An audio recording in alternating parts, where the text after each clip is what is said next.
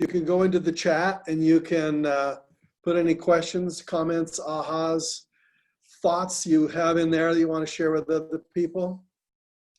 Any questions that you've been burning to ask over the last week since the last time we talked? And last week was a very special guest. We had Brian Tracy on the call. And wasn't that fantastic? So if those of you who were on the call with Brian last week, I'd like you to be thinking about what did you learn from watching this master? I haven't heard about Brian's surgery. That's a good question. I'll have to put in a call to find out how it was on Monday. Yeah, okay, I'll check on that. So, you think back on our conversation with Brian. We're starting now. Welcome to Successful People. This is our conversation we have every week. This is our coronavirus crunch time. This is the time when we're starting to kind of loosen up just a little bit, but during this time that we've been stuck at home, did you get some good stuff done? Did you start a new business? Did you write a new book? Did you get rid of a habit that you have had? Did you add a new habit? Did you change your life? That's a good question. So what was there about Brian that you liked? What did you learn? I see Nikki says he was awesome. Appreciated his time that we set that up for you. Tell me, what did you learn from Brian Tracy? What did you learn from watching this man? He's 77, I think. What did you learn? Anybody want to put any thoughts in your chat there?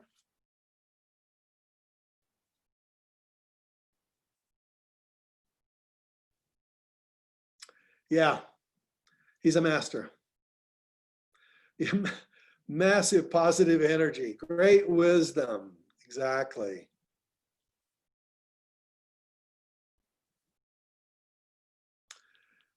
All right, so somebody says they're having trouble reading the PDF version of the Four Maps book.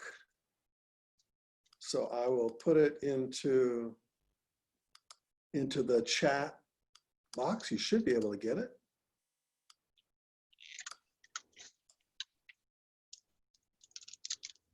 All right. So I'm going to upload the copy of the Four Maps book into the chat. And there we go. Somebody was asking for a comment for a copy of that. So here it comes. You can download it.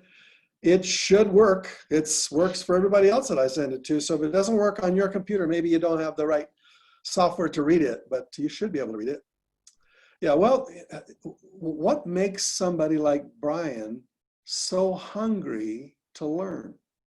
Because he's obviously achieved vast success and he's popular around the world. When I go and speak in Russia, he's got like a whole bookstore with just his books in it.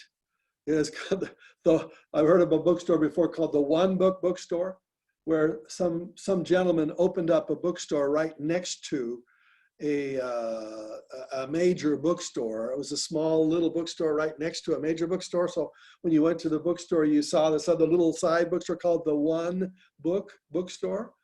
And inside that small bookstore was only one book. It was called Me and Mama.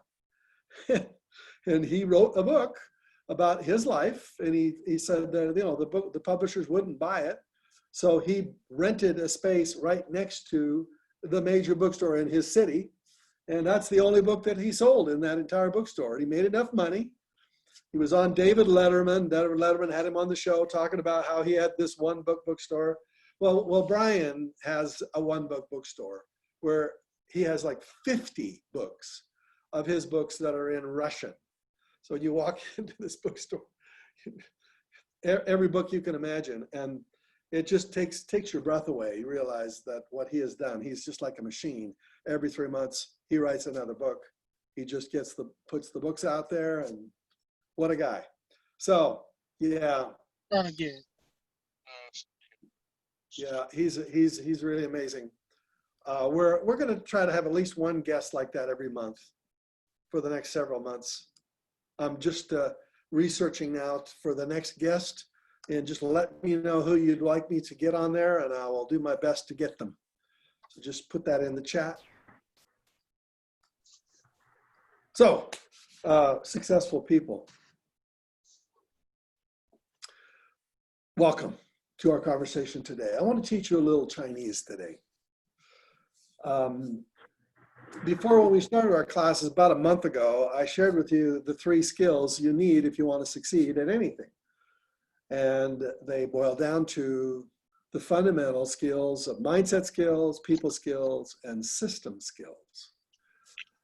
System skills are the techniques and the details. For example, how to run a spreadsheet, and how to go online and to buy a stock. How would you research to find the right stock to buy? How would you put it on your watch list? How would you know the techniques of knowing whether that stock is about ready to break out or not?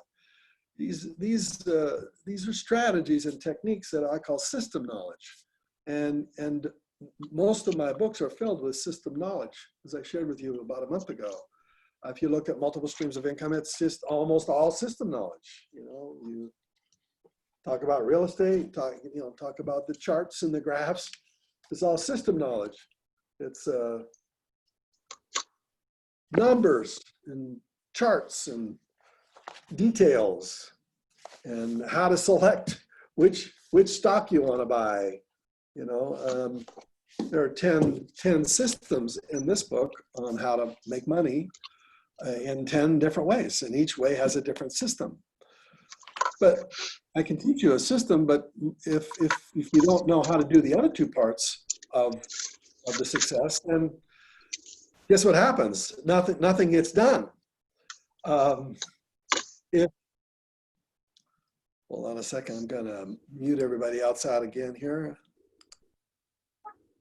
So I'm going to teach you a symbol from Chinese. And I only know a couple of symbols from Chinese. When we draw in our language, our cursive, we have a whole totally different alphabet. You go to Russia, it's a totally different alphabet. Go to Japan, it's a totally different alphabet. You go to China, it's a totally different alphabet. They write on the different side of the page. They start at the back and go to the frontwards. It's just like every society. It's just totally different. Those people who speak English can read English words, and this is what the language of business around the world is English.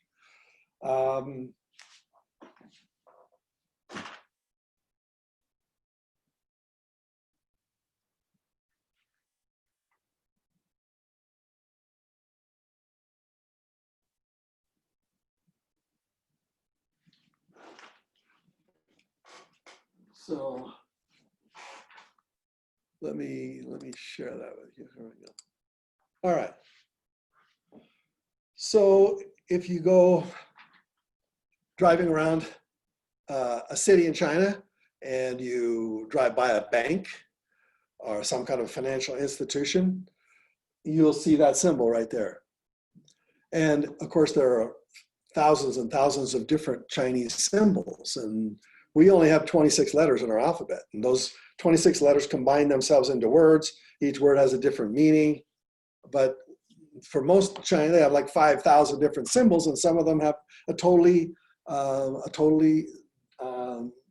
clear meaning on what that symbol means. This symbol is actually made up of 3 different parts, and when they combine them all together, this symbol talks about wealth. And so when you read the word wealth in China, you'll see this system right here. This is the symbol. I was teaching a class in Shenzhen, China, and I was talking about the 3 fundamental types of knowledge you need to have. You have your mindset knowledge. Today, did you work on your mindset? get the people knowledge. Today, did you work on your knowledge on how to persuade and how to influence people? Did you work on that at all today? Today, did you work on a system? Did you find a way to bring money in the door? If many of you have a side business, a side hustle, whether it's the real estate or the stock market or the internet or network marketing or information marketing, there's all kinds of different ways of bringing money in the door. Did you do all three of those today? So there's two parts of that knowledge that I think you should be preparing yourself every day. You prepare yourself to go out into the world and use system knowledge. So what was your ritual? When you open up the 4 Maps book, you find there are 4 fundamental skills that I try to share with you. And I would say, in my experience, you need to have map number 1, which is clarity, map number 2, which is anticipation, map number 3, which is ritual, and map number 4, which is task. And usually those first 3 skills, or those 3 habits that you do on a daily basis, are to prepare yourself to go into the world and do some tasks. And in those tasks, you buy stuff and sell stuff. If you're an employee, you're going to sell your time to an employer. They're going to have you do a task, and that task will be, probably some kind of system that you'll be running for that business. So this symbol, I told him, I said, what's the symbol for wealth? And so he drew this symbol on the board in front of me, and I'm standing on the stage with my translator and about 500 people, and he showed me this symbol, and I just inspired to ask him, well, what does that mean? Does that have a separate meaning? What does that mean? Does that have a separate meaning all by itself? If I just have that all by itself, what about that? What does that mean? I'm curious. I want to find out the meaning of why this means wealth. So I'm trying to dig a little deeper to find out just where does this wealth word come from? It's a combination of all kinds of thoughts, right? Well, if you know I'm going to teach you some Japanese and some Chinese right now. So I know at least these symbols. That's 1, and that's 2, and that's 3. So 1, 2, 3. And so now you know some Chinese. When you look on some Chinese that you don't read, when you see a line like that, that means the number 1. And so I'm looking on the symbol and I'm thinking, well, there's number 1. Why is that there all by itself? I know I can read that, what that means. There's another symbol, and as we were standing on the stage, he pointed out, he said, well, this symbol means rice fields. Rice fields? He said, yeah, can't you see the rice fields? And he said, there they are. There's the little rice field right there. And I said, well, what does that have to do with wealth? And he said, well, that's how people in the ancient times, if you had a lot of rice fields, you were wealthy. So it became your way of counting your money. I said, oh, that's rice fields. And so we would look through various different symbols on a page, and I could point out some rice fields. Sometimes it means rice fields, sometimes it means something else when it combined. But the bottom line is that's rice fields. And so immediately what I'm thinking to myself is I'm thinking multiple streams of income. That's multiple streams of income. You got multiple rice fields. At least in this case, you got 4. And then I say, well, what are the 4 major rice fields that I teach? I teach real estate is one of the major rice fields.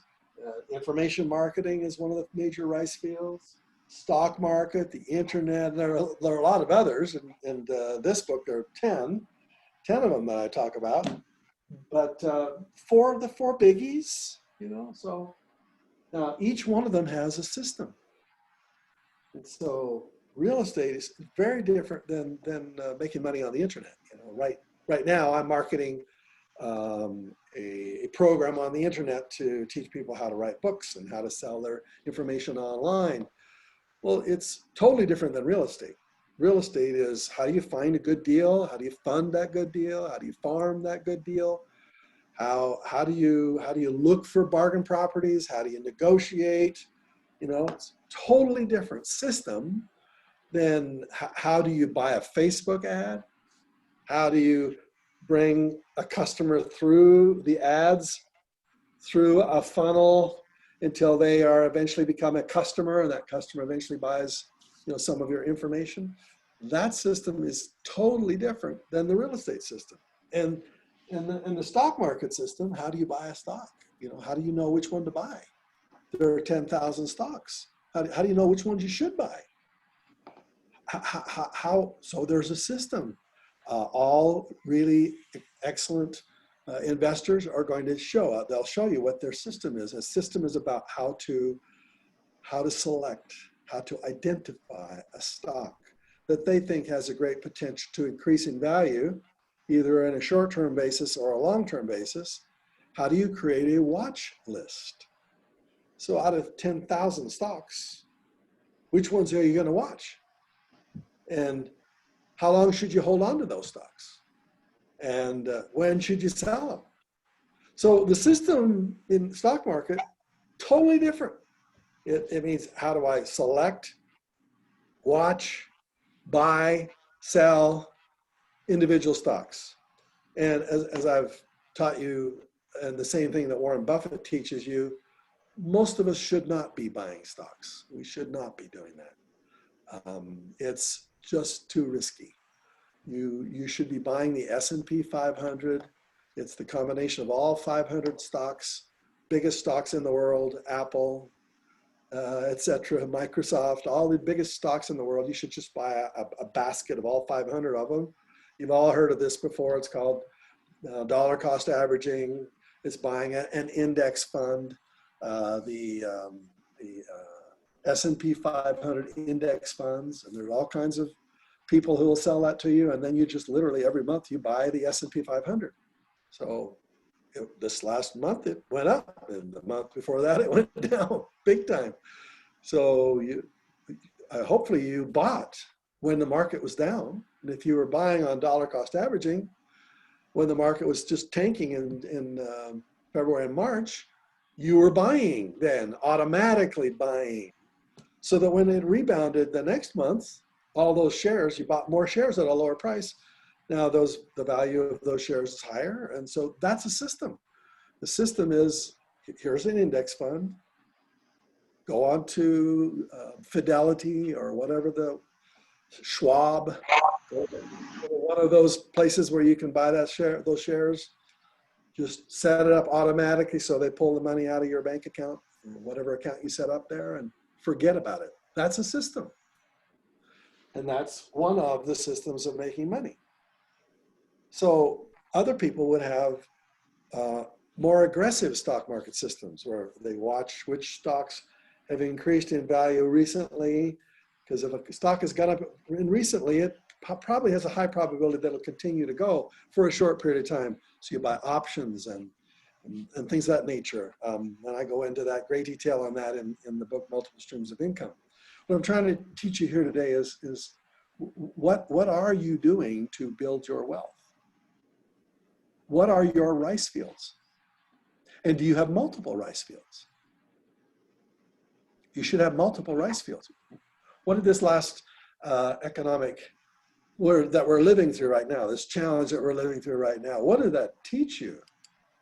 What did you learn from the fact that something totally unexpected created a crisis that nobody could have predicted?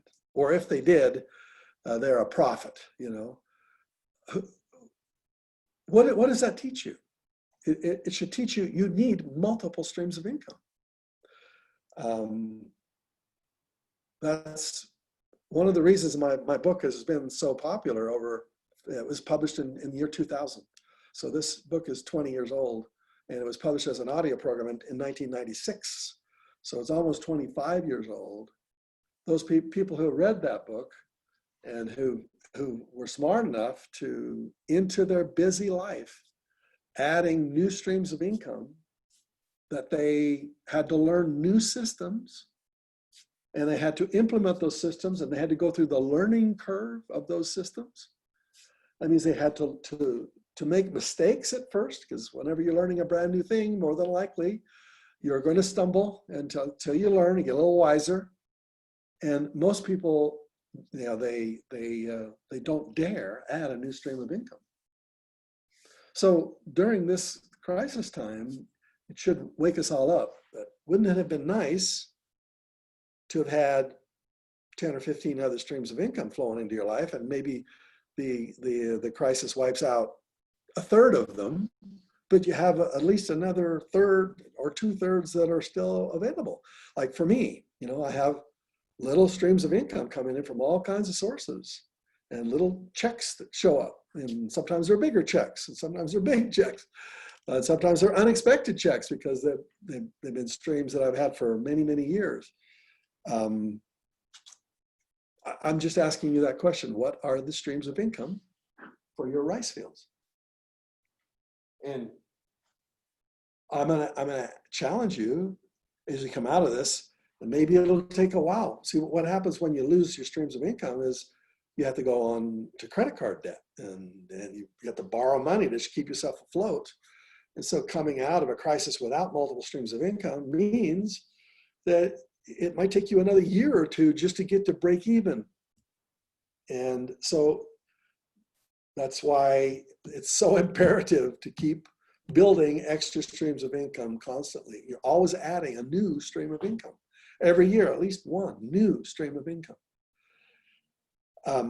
You should have at least 3 projects that you're working on. One is maybe 80% of your time is spent on your side hustle. I'm assuming that you're an employee. Some of you are not, you're entrepreneurs, but let's assume you're an employee. Well, that's your main income. As a side hustle, what's your first side hustle? You should spend 80% of your time on that one side hustle. You should spend about 15% of your time on the second side hustle. You should have at least 3 side hustles. 5% of your time, you're maybe not doing much on that third side hustle, but you're reading books about it. You're going to a seminar, going to a webinar. You're learning more about it. You're talking to people about it. These are your rice fields, right? So what do you think that represents? This is the symbol in Chinese, and actually in Japanese. Japanese also, the Japanese people also have adopted some of the Chinese symbols. They're close societies, and sometimes Japanese symbols are totally different than Chinese, but sometimes in Japanese you'll have complete Chinese symbols in there. What does that look like to you?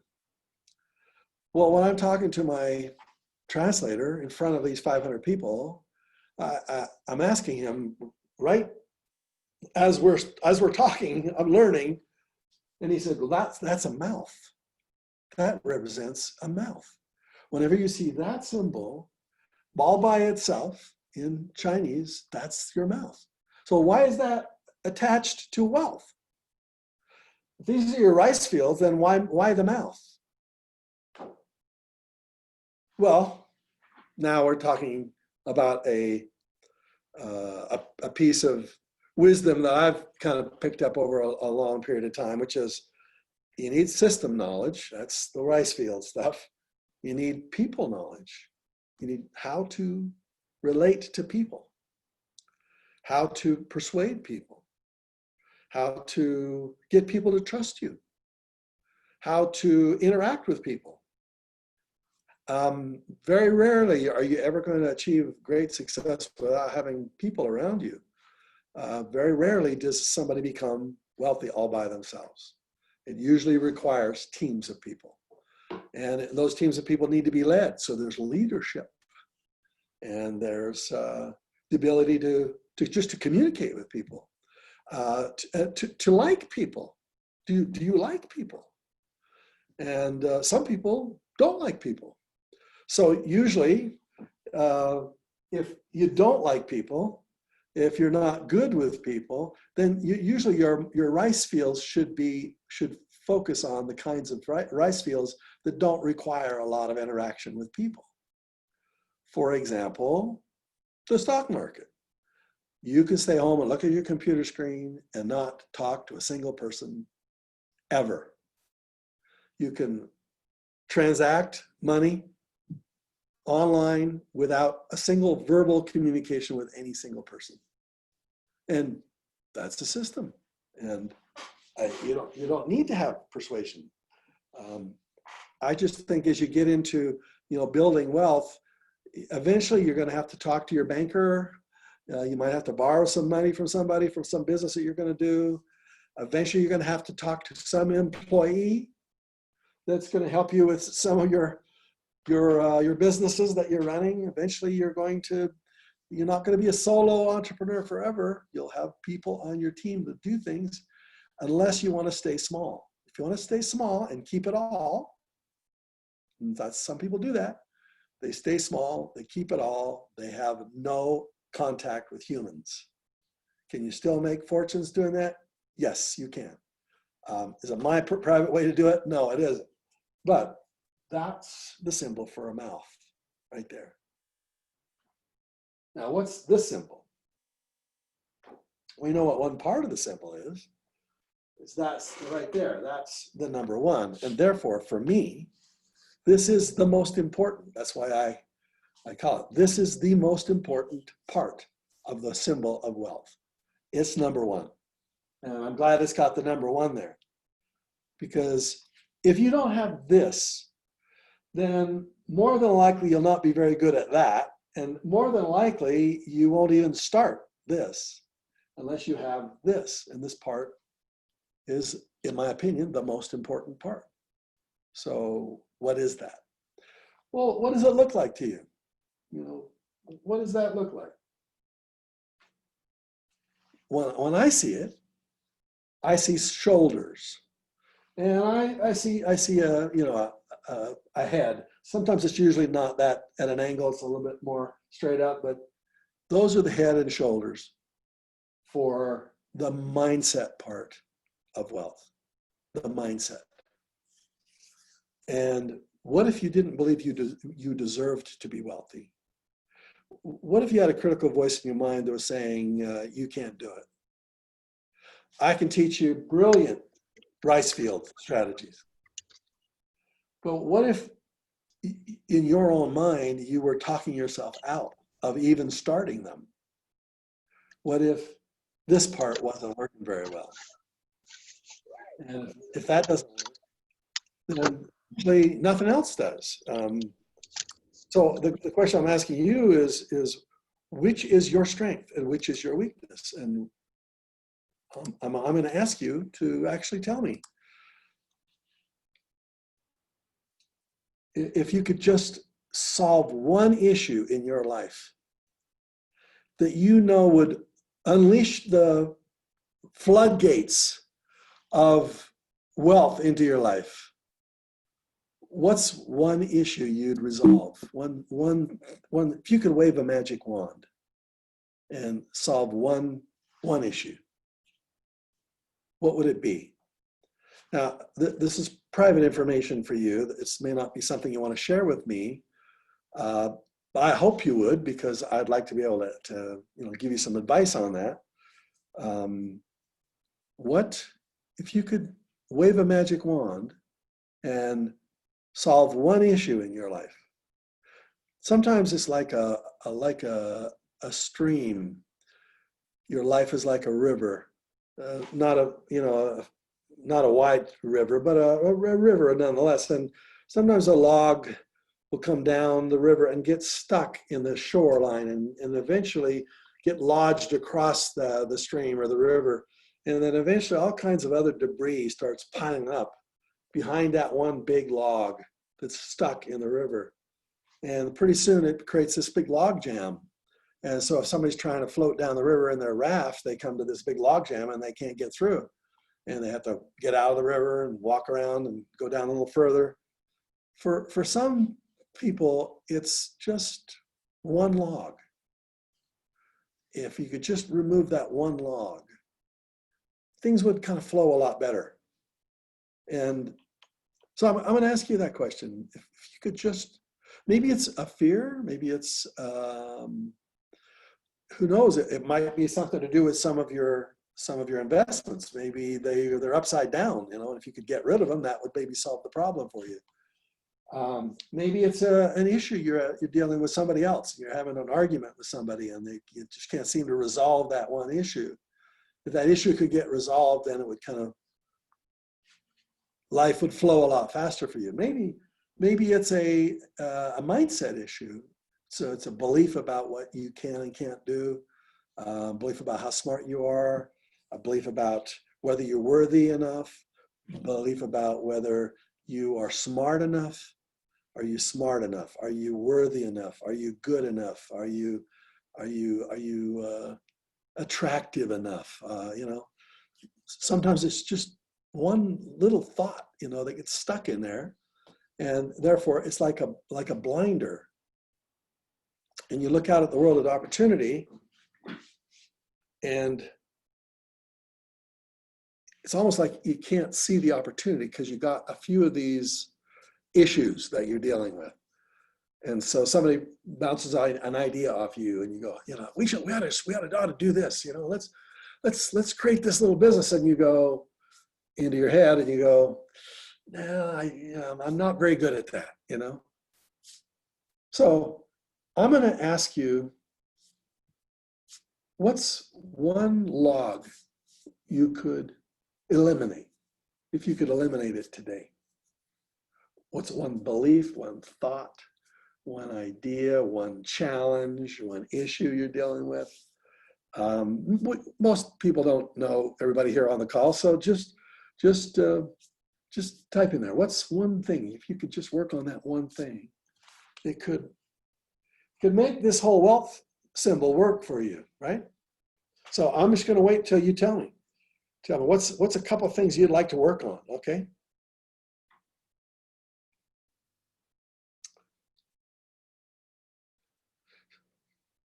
Some of you recommend, okay, good, great.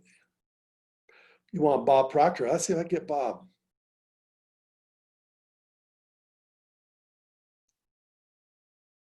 I want everybody to tell me, what's one issue that you could work on?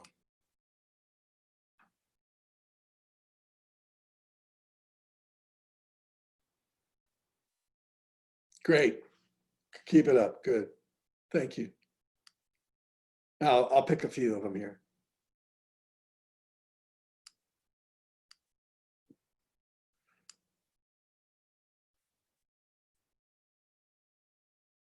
Good.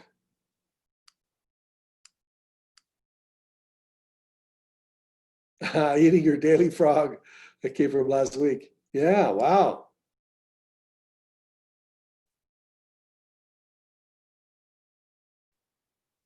Yeah.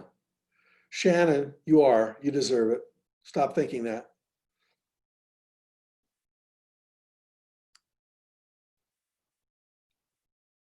Okay.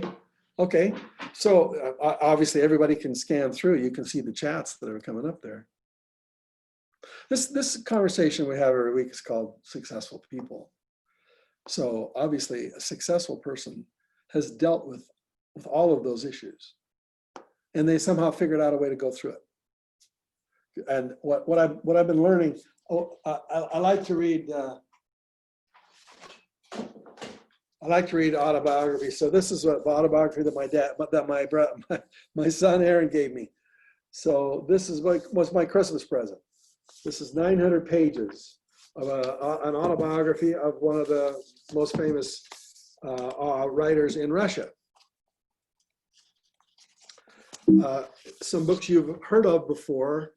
I'd never have read any of them.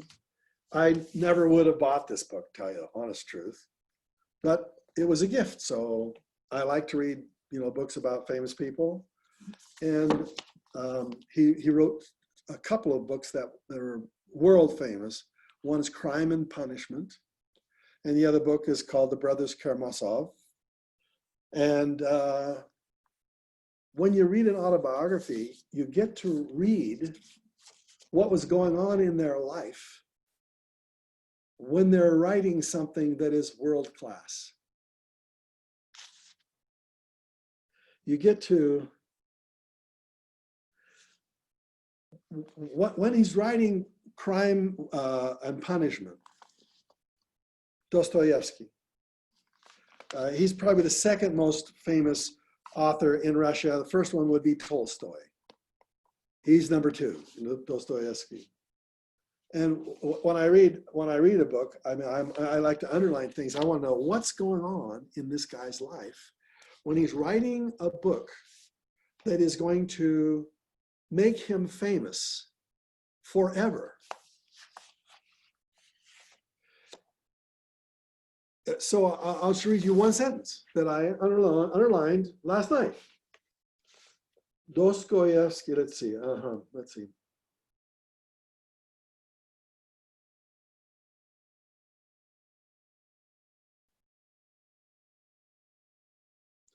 Dostoevsky thus continued to live on the very edge of poverty, haunted by the fear that his creditors would press him to the wall and ruin everything.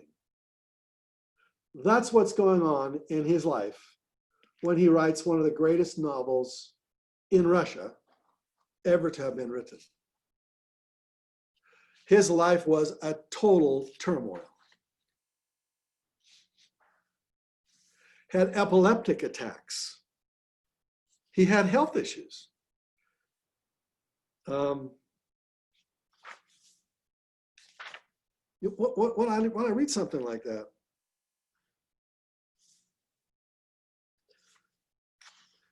he was a gambler. He went to the roulette tables and lost a bunch of money.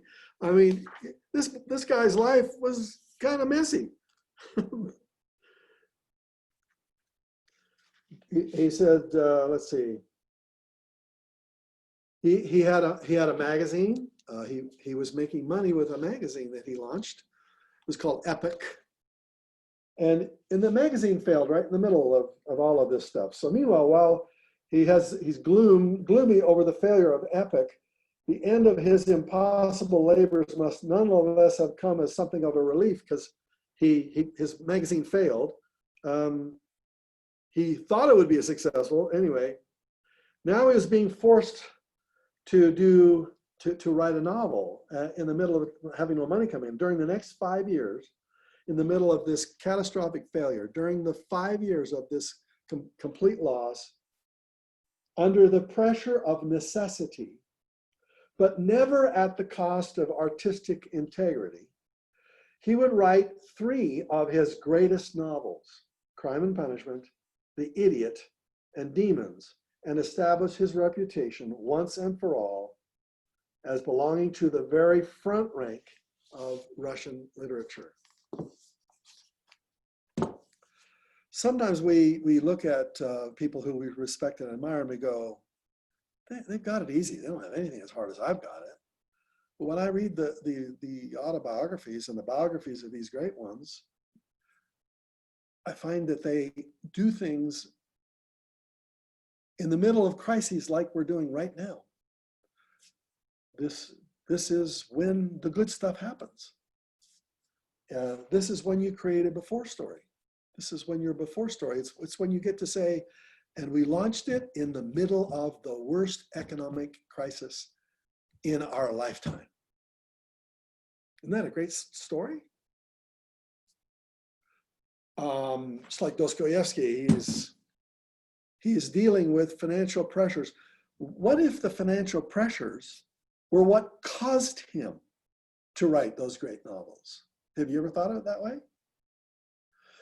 Before, when he was doing okay, and he's making a little bit of money from his magazine, and he's selling articles in his magazine every month, he was doing okay. But because the world fell out from underneath him, and he lost it, and he's got these creditors that are fighting him constantly, what if it was that forced him to create something great? instead of looking at the challenges and going, how can I ever dig out of this? Maybe it should be, how can this force me to do something great in my life? So it's just over the last, I wish I had started reading biographies much earlier in my lifetime. It's only been in the last 5 years where I've just been really hungry or reading about some of the greatest lives I've ever lived on this planet. And when you go through the books, you realize none of them had it easy. None of them. In fact, all of them, nobody had a silver spoon. In fact, it was the crisis that forced them to do the great stuff. And you wouldn't wish a crisis on anybody. You wouldn't say, well, I hope you have a crisis so you can create something great in your life. But ultimately, that's what happens. Some people use the necessity to create something great, and some people use the necessity as an excuse. So your story, what you tell yourself, the story you sell yourself, is what creates the you that you are. What is the story you're telling yourself? You could say, my relationships are upside down. His relationships are upside down. My health sucks. His health sucked. I got bad habits. He had bad habits. I'm in debt up to my eyeballs. He was in debt up to his eyeballs. But he creates something great. I'm going to ask you, are the things you wrote down here as the logs that we'd like to eliminate? Are you using those logs as excuses? As like, that's the reason my life is kind of slow right now. That's the reason I'm kind of having some challenges here. That's the reason I'm, eating too much and drinking too much and, spending too much time watching TV because it's just, life just doesn't work, right? For me right now. Hopefully when life gets better, then my life will work and then I'll have the time to do it. And you know what will happen at that time? You'll find a better job. You'll have some streams of income coming in. You'll end up in an ordinary lifestyle where the extraordinary lifestyle is just, a couple inches away. So I don't want to place any guilt on you today. I'm not trying to do that. I'm just trying to tell you, it depends on the story you're telling yourself, Do I have what it takes? Do I have the mindset? Is my fear of failure going to stop me? It's going to slow me down? Victoria says her issue is taxes. I can find you. Do you want to know a great story, a great one? One of my favorite heroes of all time is Churchill. Churchill, do you know he won a Nobel Prize for his writing? Churchill. Do you know why he won the Nobel Prize? Because his tax bill was so huge, he had to go write articles up until 2 or 3 o'clock in the morning. He would have a nice dinner party with his friends and family, and then at 10 o'clock when he sends everybody else to have a brandy, he goes into his study with 2 secretaries and writes his history books, the history of his family and the history of England and the democracy. He literally dictates to 2 secretaries for 2 or 3 hours at night. And he was always having money problems. He was constantly being approached by his creditors. I never knew any of that stuff. I just thought he was just the great one that helped save the world when it came to the Second World War. But read his biography.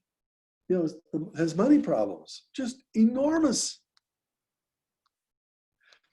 Even the author of Think and Grow Rich. One of the days we're going to spend time on Think and Grow Rich on Napoleon Hill. Greatest success book ever written, unless you want to call the Bible or some sacred book that you love. Think and Grow Rich, by far the largest selling book on success in the history of the world. Guess when he wrote that book?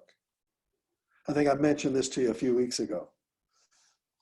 Upside down, living in a one-bedroom apartment in Hell's Kitchen with his son and brand new bride. And 4 of them are jammed into this little one-bedroom apartment. And his life was totally upside down. And he writes the greatest book that every great person you ever meet is going to tell you that that's on their short list of books that they've read. Do they know what was going on in Napoleon Hill's life when he was creating this greatest book that's ever been written? It sold almost 100 million copies. And most people don't even know the story. They don't know the before story, but what forced him to do it? So anyway, let's look at, yeah, he wore those secretaries out. Yes, that's right. That's true. Yeah. Yeah, finally at 70, I think he got more financially secure, but most of his life was spent. Yeah. Yeah. Fuel or kryptonite? That's somebody put down here in the quotes. Work on the results, not on excuses. That's good. It's time, Bunny. It's time. Yeah. Yeah. Well, when we moved to this home, and we're just buying a brand new home, I'll move all of my books and put them on the wall again. I want to see all of the great books on the wall. Yeah.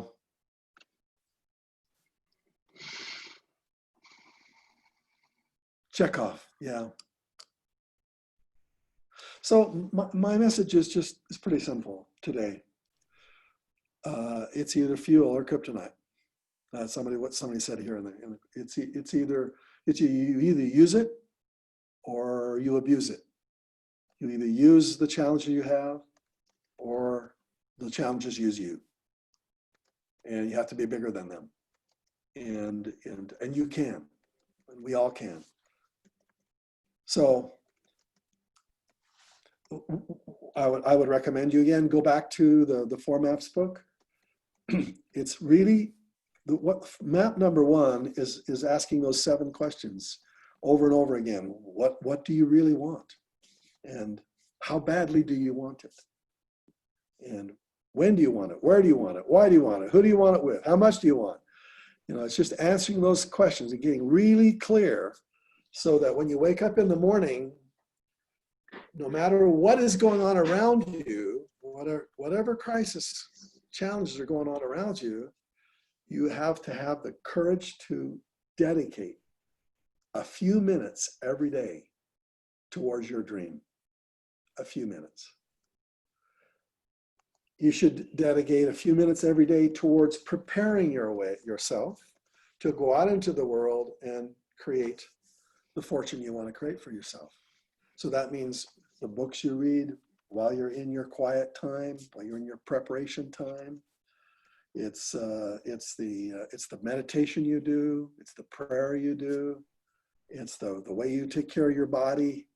It's what you eat and how you prepare yourself for that day. All of that's preparation time. And then you got to go into the world and do hard stuff. Talk to real people. Get real no's and get real rejections. That's the bottom line.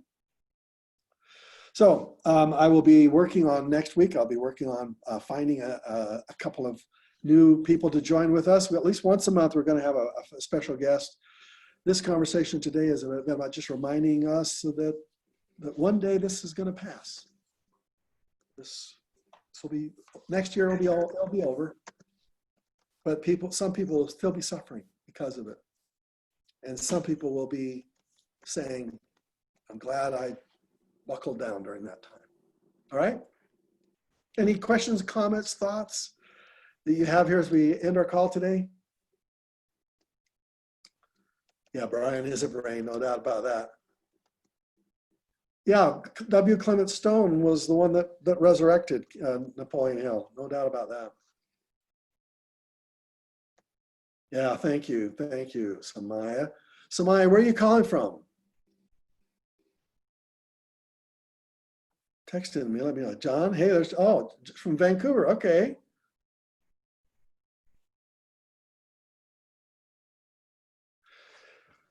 Just take a deep breath, life is good. Life is good. Life is good.